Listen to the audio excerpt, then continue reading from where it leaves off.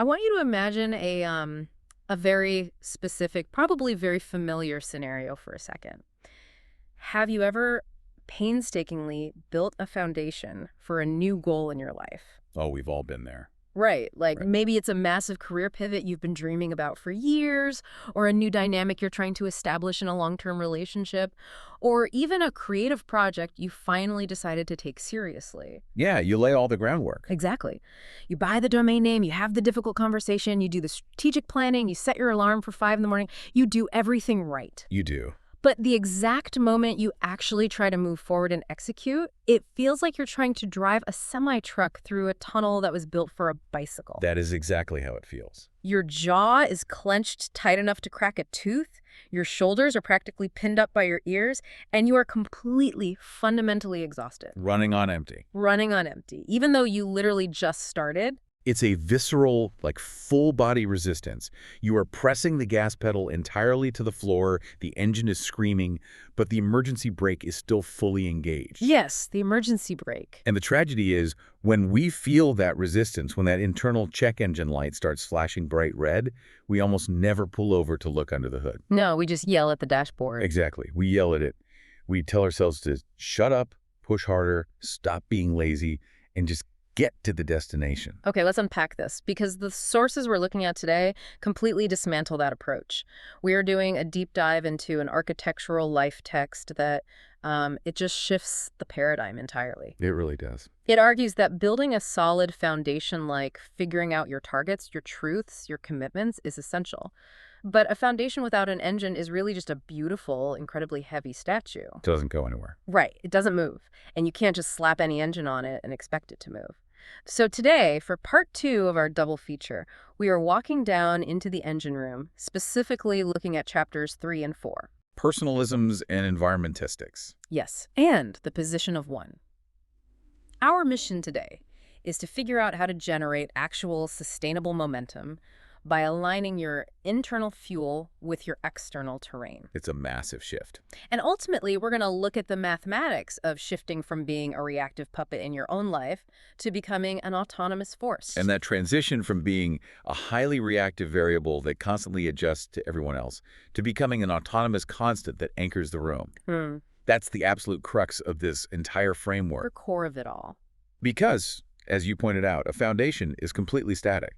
To create a life that actually moves, evolves, and adapts without breaking you in the process, you need to understand the physics of movement. The physics of movement. Yeah, you have to understand the invisible forces that are actively propelling you forward, and perhaps more importantly, the invisible forces that are inevitably trying to lock you in place. Wow. We're essentially moving from the static architecture of a building to the dynamic physics of a moving vehicle. I love the scale of that.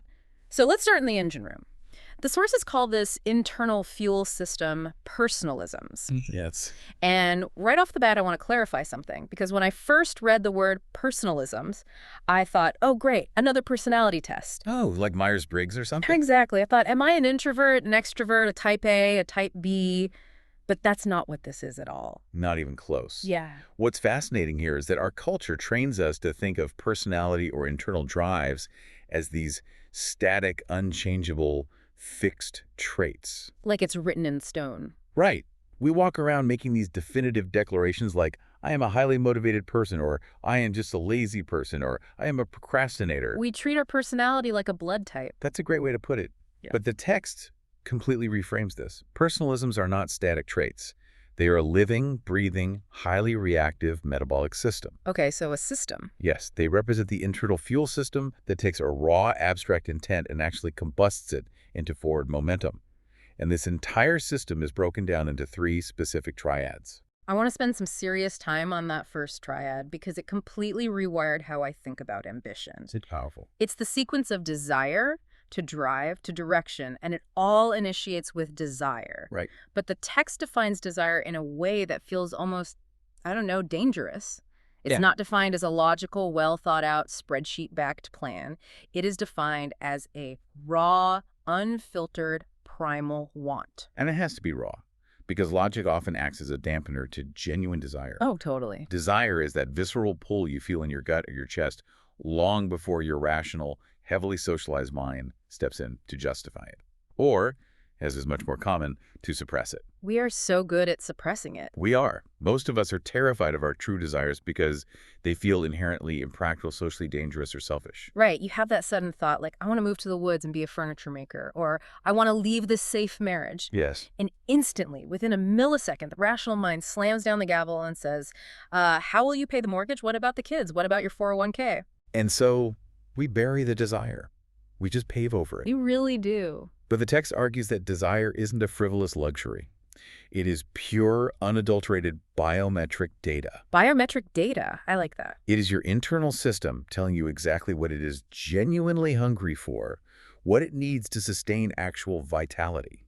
If you suppress that desire, because it doesn't fit your current logical framework, you are literally cutting the fuel line before the engine even has a chance to turn over. You're starving it. You're demanding your car to drive while simultaneously siphoning all the gas out of the tank. But assuming you don't cut the line, assuming you let yourself actually feel that raw want, that desire then converts into drive. Exactly. Drive is the combustion phase. It's when that raw, abstract want becomes channeled into actual physical momentum. It's the sustained effort, the late nights, the early mornings. The hustle. Right. But here is where the text introduces a massive pitfall. It points out that drive without direction is just exhausting, chaotic busyness. It's the hamster wheel. If we connect this to the bigger picture of our modern culture, think about the classic celebrated overachiever. Oh, the hustle culture heroes. Exactly.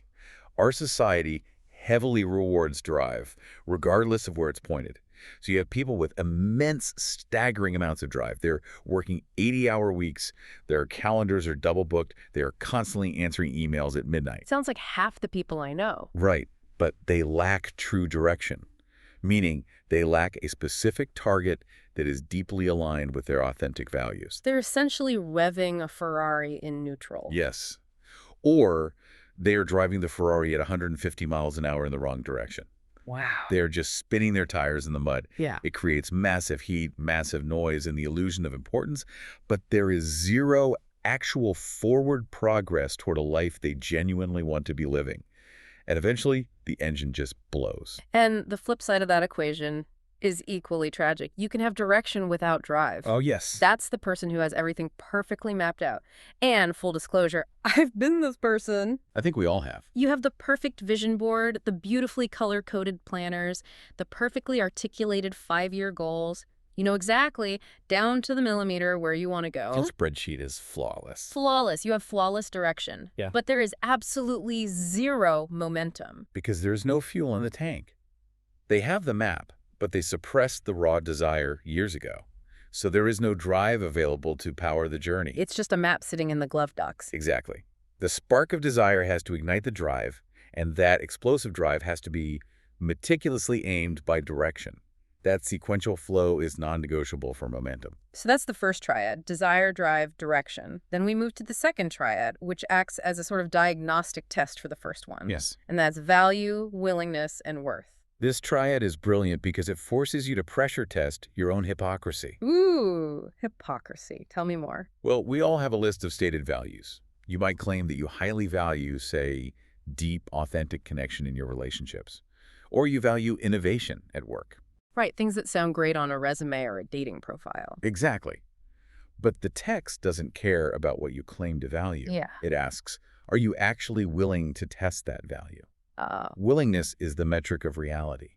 It means you are genuinely prepared to experience the friction, the risk, and the discomfort required to uphold that value in the real world. Okay, let's put that in a real-world context. If I say I value deep connection with my partner, but I am terrified of conflict, what happens? If you are terrified of conflict, you will avoid the awkward, highly vulnerable conversations that are the prerequisite for deep connection. Right. Therefore, your willingness is zero. And if your willingness is zero, preference. It's performative. Yes, it's performative. It's a nice idea you like to think about yourself, but it's not an actual fuel source in your engine. Ouch. That is a sharp mirror to look into. Right.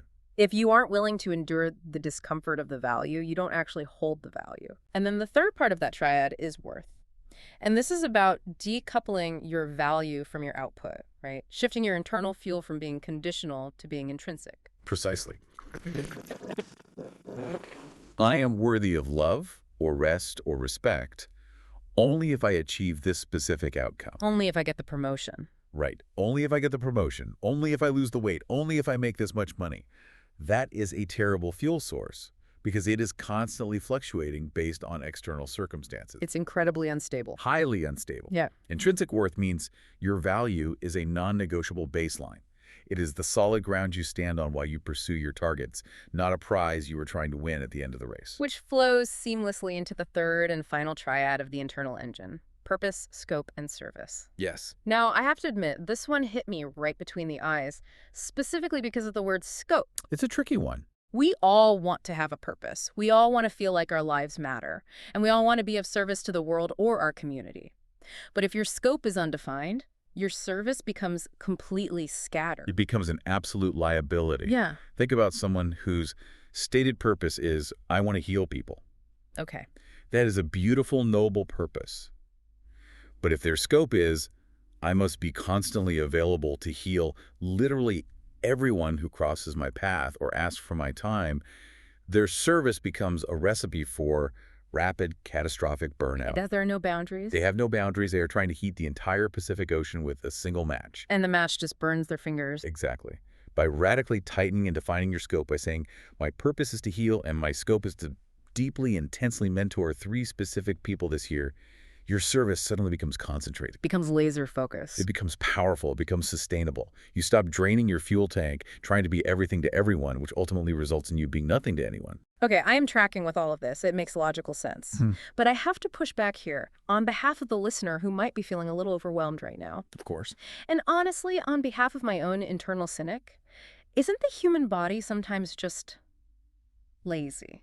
That is the big question, isn't it? Right. What if I do this entire intense internal audit? I check my desire, my drive, my direction. I analyze my values and my scope. And after all of that deep introspection, my internal fuel system is just screaming at me to eat a bag of chips and nap on the couch all day. Just surrender to the couch. Yeah. Am I supposed to just surrender to the sofa and say, well, my deep, authentic desire is to do absolutely nothing with my life? I am so glad you brought this up because it is the most common and honestly most valid point of resistance. We are deeply conditioned by hustle culture to view any desire for rest as a moral failing or a systemic glitch. Totally. We feel guilty for even thinking about a nap. But the text actually anticipates this exact skepticism. It uses a phenomenal metaphor to reorient our thinking, and that is the GPS. I want you to think about how a highly advanced GPS system works in your car. When you type in a destination, the GPS doesn't argue with you. Yeah. It doesn't judge the destination. It doesn't say, why do you want to go to Cleveland? Cleveland is boring. Right. It just says calculating route. Yes. It simply takes the destination as an absolute truth, evaluates the current terrain, the traffic, the road closures, and calculates the most optimal, sustainable route to get you from point A to point B. Makes sense. Your body, your entire somatic, biological, and internal fuel system works very much the same way. If you set a genuine destination, a target that is truly, deeply aligned with your authentic values, your body will absolutely help you get there. Okay. However, it will very likely suggest a wildly different route than your hyper-rational, productivity-obsessed mind planned out. Oh, I see where this is going. The mind is a terrible navigator. The mind is highly susceptible to external conditioning. Your mind might say, the only acceptable route to launching this business is working 80 hours a week, sleeping 4 hours a night, and drinking 6 cups of coffee a day. The grind. Right. Your body, your internal GPS, looks at that plan and says, I can absolutely get you to a successful business launch, but I am not taking that route. That route will destroy the vehicle before we cross state lines. It's going to total the car. Exactly. So the body says, my suggested route includes 8 hours of sleep, strategic periods of absolute rest, and time spent walking in the woods. So the sudden, overwhelming urge to take a nap isn't the body rejecting the destination. It's the body insisting on a sustainable route so the vehicle doesn't explode. In many cases, yes. The nap is a strategic pit stop. But, and here's the critical exception, the place where this framework gets incredibly deep and slightly uncomfortable. Sometimes your body is actively rejecting the destination. Wait, what do you mean? If your internal GPS is constantly, aggressively, relentlessly rerouting you to the couch, if you are experiencing chronic procrastination that borders on paralysis, no matter how many productivity hacks you try, It is very likely because the destination you typed into the system isn't actually yours. Whoa. It might be a deeply inherited goal. It might be your parents' unfulfilled destination that they subconsciously handed to you. It might be society's incredibly narrow definition of success. Like getting a law degree because that's what smart people do. Exactly. Or it might just be a target you genuinely picked for yourself 10 years ago, but you have evolved, and it no longer fits who you are today. That is so common. Your body, in its deep, primal, uncompromising wisdom, knows it is a fake target. And it is flat out refusing to combust precious, finite fuel on a destination that will leave you feeling hollow and empty when you finally arrive. That is profound. What looks like self-sabotage is actually your internal fuel system staging a protest. That's beautifully put. So when you are paralyzed, you have to ask yourself a very hard question. Am I just needing a different, slower route to my true goal? Or am I trying to reach a destination that isn't even mine to begin with? And that requires a level of honesty that most people avoid their entire lives. Okay, so let's say you do that grueling work. You clean out your engine, you discover your true targets. Your desire, drive, and direction are perfectly, beautifully aligned. The engine is purring. Yes, your internal GPS is locked onto an authentic destination. You possess a pristine, high-performance internal engine. But what happens if you take that perfect billion-dollar engine and you drop the car straight into a toxic, 3-foot-deep mud swamp? The engine floods, the wheels spin frantically in the mud, you burn a massive amount of fuel, but you are completely hopelessly stuck. And that terrifying scenario brings us directly to the second major concept from the sources, the map, or what the text refers to as environmentistics. This is where it gets really practical. Because here's the brutal truth that self-help books rarely admit. You cannot willpower your way through a fundamentally broken external terrain. You really can't. You can have the best mindset in the world, but if the environment demands your failure, you will fail. The text breaks this external terrain down into 3 distinct, measurable elements: location, wraps, and winces. Let's start by redefining location. When we hear location, we immediately think of geography. I live in New York, or I live in a rural farm town. Right. Geography matters, of course. Yeah. But environmentistics expands this concept dramatically. Location is your physical space, yes, but it is equally your social location, your economic location, and your temporal location. Temporal location, as in where you are in time. Exactly. Every single location, whether physical or temporal, has specific affordances, which are things it makes naturally easy, and severe constraints, which are things it makes incredibly hard. Give me an example of a temporal constraint. Let's look at temporal location. Say your current temporal location is, I am the parent of a 6-month-old baby, or I am the primary caregiver for a parent with dementia. Okay.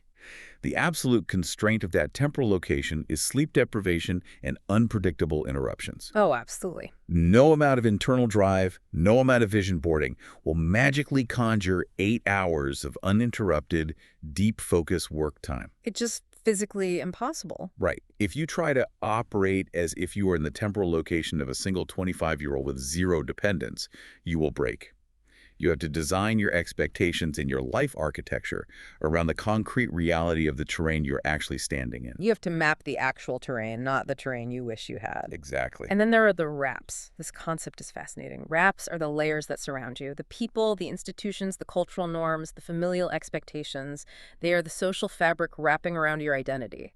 And wraps can be incredibly protective, right? Like a great mentor, a therapist, or a wildly supportive friend group that pushes you to grow. But they can also be highly constrictive. They can.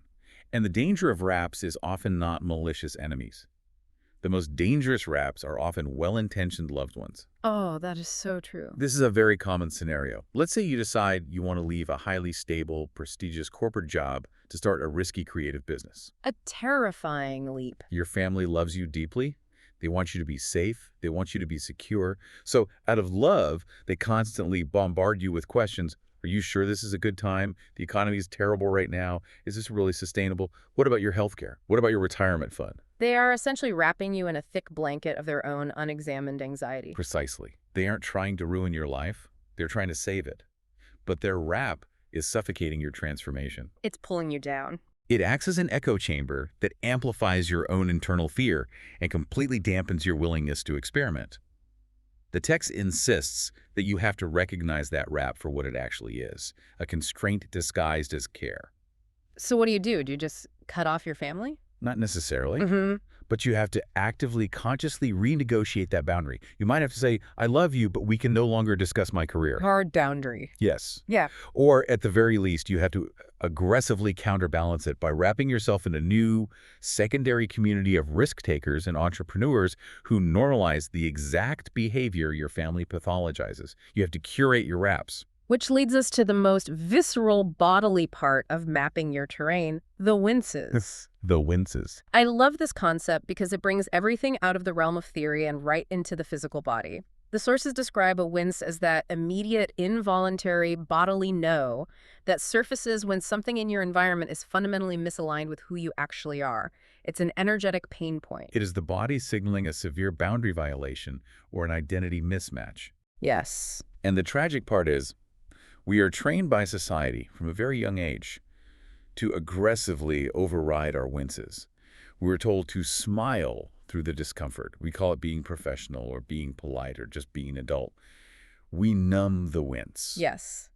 The text gives such a relatable example for this. Sunday evening dread. Everyone knows that feeling. Right. You are sitting on your couch at 7 p.m. on a Sunday, you're watching a movie, and suddenly your stomach just plummets into your shoes at the thought of the work week starting tomorrow. The Sunday scaries. That is a massive, system-wide wince. It's not just everyone hates Mondays. It's your body saying the environment you're about to enter is toxic to my survival. Or consider a much more subtle wince, which I find even more insidious. Out on me. Imagine you're at a family gathering and an aunt praises you, saying, you're always so reliable, you always put everyone else first, we don't even have to ask you for help. And instead of feeling warm and fuzzy about this compliment, you notice a sharp tightness in your jaw or a sudden heaviness in your chest. The compliment lands like a physical insult. Because you realize you are being praised for your own subjugation. Exactly. Your body knows the dark truth beneath the compliment. The body knows that you are being celebrated for your chronic self-abandonment. You are being praised for making yourself small so others can be comfortable. That is chilling. If we connect this to the broader environmental map, the text introduces the concept of emotional microclimates to explain why these winces occur.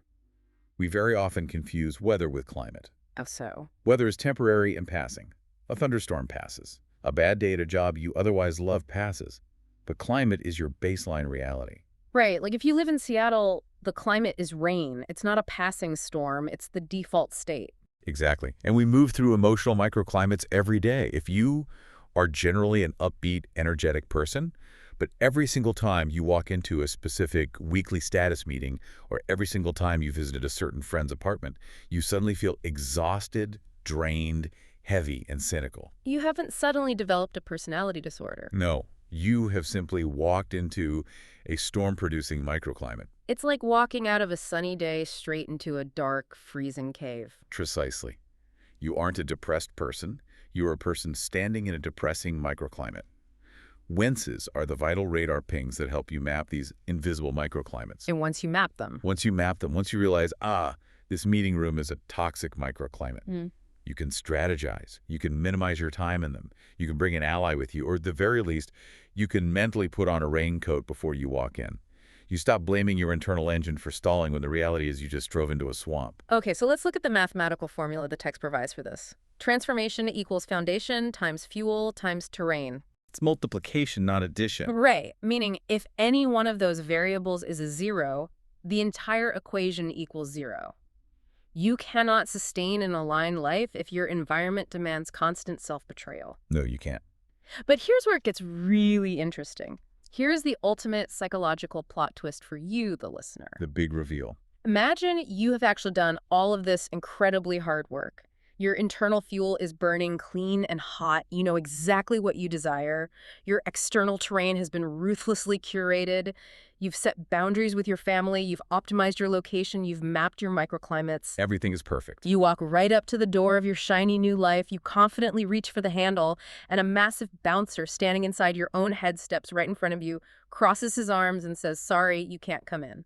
That internal bouncer is what the text introduces in Chapter 4. Yeah. It calls it the identity handler. The identity handler, the ultimate mechanism of why we sabotage ourselves right at the finish line when everything else is perfect. It is infuriating. It really is. The identity handler is a psychological defense mechanism, and its entire job, its only reason for existing, is to protect your continuity and your coherence. It absolutely despises change. Even positive change. Even positive change. Because to the identity handler, change threatens the established known identity. The identity handler has a favorite phrase. It's its ultimate weapon, and it consists of 3 incredibly simple, devastating words. That's not me. That's not me. We say it all the time without even thinking. We do, and we mistake it for an absolute objective truth. Think about when you are faced with a major threshold. Maybe it's hitting send on a highly vulnerable email pitching a new project. Terrifying. Or maybe it's speaking up and disagreeing with the CEO in a high-stakes meeting, or it's stepping into a visible leadership role. The block keeping you from doing it isn't a lack of skill. Right. It isn't a lack of time. The block is the internal voice confidently declaring, I'm just not the kind of person who does that. I'm behind the scenes. That's not me. The identity handler slams the door shut to protect the old version of you. But I want to push on the why here. Why does the brain do this? Why does it want to keep us stuck in a smaller version of ourselves if the new opportunity is clearly, demonstrably better for our lives? Because we have to understand that the identity handler is not irrational. It is deeply historical. Historical. It is essentially an avatar constructed from your oldest pain and trauma. Let's say when you were in middle school, every time you spoke up, showed enthusiasm, or became visible, you were harshly criticized, mocked by peers, or shut down by a parent. Oh, middle school is a battlefield. It is. So the identity hammer formed in that moment and learned a very clear survival-based lesson. Visibility equals extreme danger. Staying invisible in the background equals safety. So it's a bodyguard. Yes, a very aggressive, very outdated bodyguard. So now, 20 years later, you are a competent adult and you are offered a massive promotion that requires high visibility. And the bouncer wakes up. The identity handler panics. It steps in and says, that's not me, because it is desperately trying to save you from being mocked in the cafeteria again. Yeah. It is operating on 20-year-old code. It is fiercely protecting you from a threat that no longer exists in your current terrain. Which brings in one of my absolute favorite metaphors from the entire text. It completely changed how I view myself. The text treats human identity like a gaming console, specifically a role-playing game, an RPG. It's a brilliant way to frame it. Think about when you start a new RPG video game. You get a blank character sheet. You have a certain number of stat points to distribute. Strength, charisma, stamina, empathy, intelligence. You build your character. Right.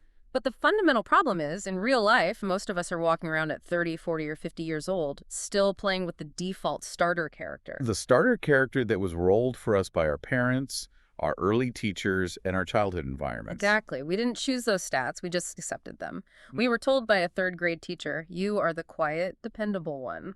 Or our parents said, you aren't very creative, but you are a hard worker. Yes, and we treat those assigned stats as fixed, permanent laws of physics. No. We treat our identity like it is a buried treasure that we have to dig up, look at, and simply accept, oh, I guess I'm a low charisma, high anxiety build. Oh, well. We resign ourselves to it. But the text flips this entirely. It says, we actually have the power to hit pause on the game, open the settings menu, and completely redistribute our skill points. There is a quote from the text that acts as a total paradigm shift. Yeah. You are not discovering who you are. You are actively designing who you are becoming. I love that. Actively designing. If your identity handler says, I am the support person, I am not a leader, Yeah. you have to recognize that is not a permanent truth. It is merely the current distribution of your skill points. Right. You can consciously choose to take 50 points out of background support and people-pleasing and put them directly into vocal leadership and boundary setting. You are actively updating the code. You are looking at the bouncer and saying, thank you so much for keeping me safe when I was 12, but the rules of this club have changed. I am the owner now, and I am allowed in. But even if you manage to unfuse your identity from that starter character, you still have to interface with the world. You have to step out of the menu and back into the game. You do.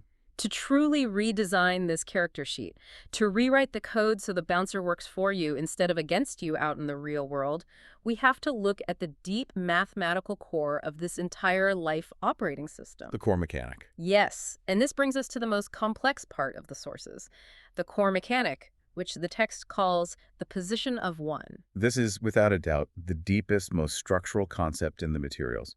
It describes the fundamental shift from being a responsive one variable, which the text abbreviates as R1V, to becoming an autonomous variable one, or AV1. Let's start with the default setting for the vast majority of humanity, R1V. I like to call this the weather vane mode. That's a perfect description. In the R1V mode, the external world is the constant. The world, the room you walk into, the people around you, the market, they hold the position of one. They are the fixed reality. They are the fixed, immovable reality. Hmm. And you are the variable. You are the V. This means you are constantly, exhaustingly adjusting your personality, your pace, your energy, and even your opinions to match the room you just walked into. It is the ultimate definition of people-pleasing, but operating on a deep, structural, almost neurological level. Let's give a really painful, detailed example of this. Think about walking into a tense Thanksgiving dinner. Oh, perfect example. If you are operating an R1V at that dinner, you walk in and your brain immediately starts scanning. You are a radar dish. Beep, beep, beep, beep. Right. You are reading your uncle's facial expressions. You are noting the tone of voice your mother is using. You are managing reactions before they even happen. You're walking on eggshells. You contort your own opinions. Maybe laughing at a joke you don't find funny, or hiding a recent success so someone else doesn't feel insecure, just to keep the peace.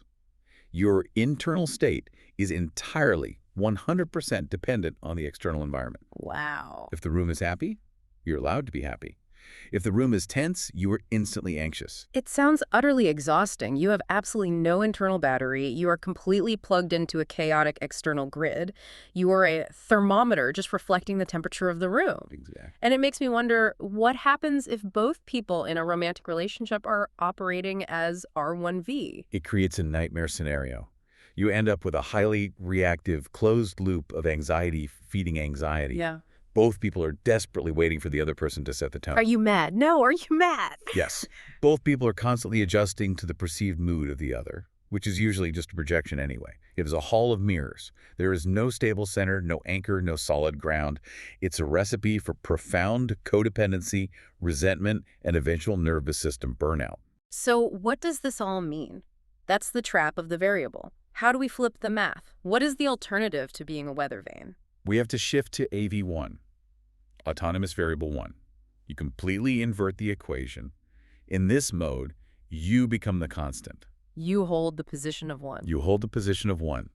You bring a stable, deeply rooted internal principle into the room, and the environment becomes the variable that either adjusts to you, or at the very least, the environment becomes a terrain that you navigate without losing your own center. You become the gravity source rather than the asteroid constantly getting caught in someone else's orbit. Exactly. And if we connect this to the bigger picture, this math scales up to your entire life architecture. Think about a career path. Okay. In an R1V career, you are constantly waiting to be chosen. You wait for opportunities to miraculously appear on job boards. You adjust your resume and your personality to match whatever the hiring manager seems to want. You're just trying to fit the mold. You define your success entirely by your boss's approval. You are a leaf blowing in the corporate wind. And an AV1 career. In an AV1 career, you create opportunities based on your internal alignment. You already know your true target, you know your optimal fuel, and you engage with the market as an autonomous entity. That's powerful. You say, here is the value I bring. Who needs this? Success is defined internally. Am I aligned with my core values? And am I making a meaningful contribution? You are no longer waiting for permission to exist. I love the empowerment of that, but I have to play devil's advocate here. Please do. If I am the constant, if I hold the one position and expect the room to adjust to me, doesn't that run a very real risk of just becoming incredibly arrogant? Like, I am the center of the universe, I'm the main character, and everyone else is an NPC who must bend to my will. That is a crucial, vital distinction to make, and it's where many people misunderstand the concept of autonomy. Being AV1 does not mean being a tyrant, a narcissist, or a bulldozer. Okay, good. It doesn't mean ignoring feedback or steamrolling other people's needs. It means your core identity and your foundational principles are anchored. Because your core is secure, you can actually be incredibly empathetic, wildly flexible, and deeply collaborative. But you're doing so from a place of conscious choice, not a place of fearful reaction. Exactly. You bend because you choose to collaborate with the room, not because you are terrified of the room rejecting you. Ah, so it's the difference between a tree swaying in the wind because it has deep roots versus a tumbleweed just getting blown away. A beautiful analogy. But to keep from becoming rigid or tunnel-visioned, the text introduces this amazing, highly dynamic concept, the inversion kick. Yes, the inversion kick. It honestly sounds like a finishing move from a martial arts movie. Watch out, I'm going to hit you with the inversion kick. It is absolutely a cognitive martial arts move. The text explicitly warns that you don't just achieve perfect AV1 Zen one day and then float on a cloud of autonomy forever. If you stay completely anchored in your own perspective all the time, what the text calls the iterator mode, where you are constantly driving the content and imposing your will, you become disconnected. You lose touch with the context. You lose the vital wisdom and the feedback of the environment. You get so lost in the weeds of your own doing that you forget to look at the forest. Precisely. You become a bulldozer. So to prevent that, you have to execute the inversion kick. You have to intentionally, deliberately kick back into what the text calls delineator mode, where you let the environment inform you. You zoom out. You zoom out. You look at the broader context. You actively gather feedback. You listen without formulating your next point. You allow the environment to shape your strategy for a moment. And this is the key to the move. You do this consciously, right? Yes, you do it consciously, and then you kick back into iterator mode to take autonomous action. It is a constant rhythmic oscillation. It's like breathing. Breathe in, breathe out. You breathe out, acting on the world. You breathe in, listening to the world. If you don't use the inversion kick, you will either become a rigid, isolated tyrant, or you will get sucked right back into the matrix of being a highly reactive R1V puppet. Okay, knowing this complex math is incredible. The theory is airtight. But it leaves us with the ultimate practical question. How do we actually do this on a random Tuesday morning? That's the real test. How do we practically rewrite this equation when we are stressed out, our kids are screaming, we are late for work, and we are staring at an incredibly intimidating email? That brings us to the final piece of the puzzle. Putting it together, person, persona, principle, and the XO equation. To consistently hold that autonomous variable one position in the chaos of daily life, you have to master a very specific internal triad: person, persona, and principle. Okay, let's unpack this triad, because I think this is where the rubber finally meets the road. What are the three parts? First, you have the person. This is your core, untouched, witnessing self. It is the deep awareness beneath all the various roles you play in your life. It's the part of you that can step back and simply observe your own thoughts. Okay, the observer. Second, you have the persona. This is the specific temporary role you are playing in any given room or situation. You have a persona for being an employee, a different persona for being a parent, a different persona for being a friend. It's like putting on different hats or equipping different armor sets in our RPG metaphor. Exactly. You need personas to function in society. The profound danger arises when the person fuses completely with the persona. When you forget it's a hat. If you fuse with your mid-level support staff persona, you begin to believe, at your core, I am just support staff. I am not a leader. I have no power. This is all I am. You lose access to the witnessing self. You become trapped in the costume. That's so common. To prevent this fusion, you need the third element, which is the principle. The anchor. Yes. The principle is the deeper why that stabilizes both the person and the persona. It is the overarching core value you are bringing to the temporal role. So practically speaking, instead of saying, I am just support staff, which is a fused identity, you shift the language. You say, I am currently hosting the support staff mode because my deeper permanent principle is stewardship and helping the entire team succeed. Yes, I host multiple modes. That subtle shift in language changes everything.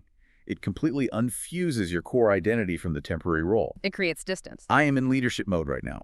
I am in learning mode right now. I am in parenting mode right now. You remain the autonomous one who is consciously holding the role rather than allowing the role to hold you hostage. Which perfectly sets up the final, most actionable tool in the entire text, the XO equation. The text lays this out as a literal mathematical formula for actual lived transformation. X plus 0 equals XO. It looks like high school algebra, but it is actually a profound map of neurobiological and behavioral change. X represents the operators. These are the mechanical, physical actions you take in the real world. And the 0. The number 0 represents the narrative. This is your identity, the internal story you tell yourself about who you are and what you deserve. Let's use the text's brilliant example of the Tuesday morning I standoff. love this example. You are sitting at your desk. You need to send a scary boundary-setting email to a client who is taking advantage of you, or maybe an email to your boss asking for a well-deserved promotion. It's terrifying. Your hands are sweating. Exactly. If you just focus on the X meaning, you grit your teeth, you feel utterly terrified, your jaw is clenched, your heart is pounding, and you just smash the send button, you have technically taken action. Yes, the X was executed. Ugh. But your internal narrative, the zero, hasn't changed at all. You still feel small, terrified, and like an imposter. It's a purely mechanical change. Well. And because the narrative didn't change, the next time you have to send a scary email, it will be just as terrifying. Conversely, let's look at the spiritual bypass route. If you only focus on the zero, you sit on a meditation cushion, you visualize success, you stand in front of the bathroom mirror doing power poses and saying affirmations like, I am a powerful, assertive leader. I've all seen those videos. Right, but you never actually sit down at your computer and hit send on the email. That is just a fantasy. It is hallucination. Mm-hmm. The narrative changed beautifully in your head, but the concrete reality of your life, your income, and your boundaries remained exactly the same. You were still being taken advantage of. But when you combine them, X plus zero, you sit down. You acknowledge the fear. You send the scary email. That's the action, the X. Yes. But you do it while actively, consciously updating your internal story, the narrative. You say to yourself in that exact moment, I am sending this email because I am actively becoming the kind of person who aggressively advocates for their own value. That's the magic. You take the terrifying action from a place of an updated identity. That is XO. That is lived, integrated transformation. You change the physical room by sending the email, and you fundamentally change yourself by updating who you are allowed to be. And we have to stress that this is not a one-time magic trick. You don't just do an XO move once, level up, and become a serene Zen master for the rest of your life. I wish. The text is very clear that this is an ongoing, relentless daily practice of integration. In fact, it recommends a specific 15-minute daily integration practice. What does that look like? Before you look at your phone, before you check your email and become reactive to the world, you sit down and you check your engine. You check your fuel. What is my true, raw desire today? Am I driving toward my authentic target or someone else's? Checking the GPS. Then you check your map, your terrain. What specific winces do I need to honor today? Are there microclimates I need to avoid? What wraps are constricting me right now? Checking the weather. And finally, you check your mathematical position. Am I stepping into this Tuesday as a reactive, people-pleasing variable, or am I anchoring myself as an autonomous constant? It is the daily, non-negotiable rhythm of checking the engine, reading the map, and taking the wheel. Which brings us, incredibly, to the close of this journey. We have covered massive sweeping ground today. We started deep in the dark of the engine room, mapping our internal fuel, the complex personalisms of desire, drive, and direction. We did. We surveyed the unforgiving external terrain, the environmentistics of location, wraps, and winces. We learned how to outsmart the bouncer in our own minds, the outdated identity handler. Such a huge step. And we finally learned the deep math of freedom, flipping the script from being a reactive weather vane in R1V to an internally anchored gravity source in AV1. And we learned how to use the XO equation to actually live that shift in real time. All of that is incredibly powerful, but there is one final layer, because it is very easy to look at all of this, the fuel, the terrain, the autonomy, the character sheets, and think that this is purely an individualistic pursuit. Like, it's just about me. Right. It can sound like a selfish, isolated project of hyper-self-optimization. But this raises an important question, and the text closes with a truly profound look at what it calls the meta-architecture. It zooms all the way out and brings in the analogy of an ant colony or a massive interconnected forest ecosystem. Right. The idea that a single ant running along a branch doesn't know the grand overarching strategy of the entire colony. But by acting with total integrity, efficiency, and alignment in its specific local environment, it sustains the life of the whole. Exactly. The text argues that when you do this exhausting work, when you shift your personal position of one from being fearfully reactive to beautifully autonomous, you are not just optimizing your own private little life. You're doing something bigger. You are a vital node in a massive unseen network. Ecological systems, whether forests or human societies, do not survive when one single element dominates everything. And they certainly don't survive when every element is purely reactive to fear and anxiety. They collapse. They survive on deep interdependence.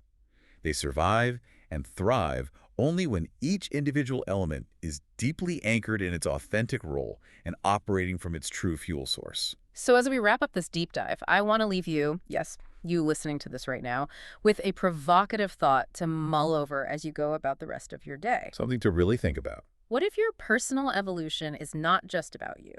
What if your stubborn refusal to be a reactive variable, your absolute refusal to constantly bend to the anxiety of the room, is the exact specific cultural signal needed to break a toxic generational cycle in your family? A powerful thought. What if your uncompromising commitment to finding your true target and aligning your internal fuel with it actually stabilizes the larger ecosystem of your workplace or your marriage or your community? What if tending to your own wholeness, becoming the conscious architect of your own meaning, isn't selfish at all? It might be the most selfless thing you can do. Exactly. What if it is actually the most profound act of collective transformation you could possibly make? It is the ultimate realization that the towering health of the forest depends entirely and intimately on the deep, healthy roots of the individual trees. A solid foundation, a burning engine, an accurate map, and the deep roots to hold it all together in the storm. Thank you so much for joining us on this deep dive into the source material. I strongly encourage you to step out today, check your fuel, read your terrain, and consciously, bravely design your next threshold. Stop trying to squeeze that semi-truck through the bicycle tunnel, turn the wheel, build a new road. We'll see you next time.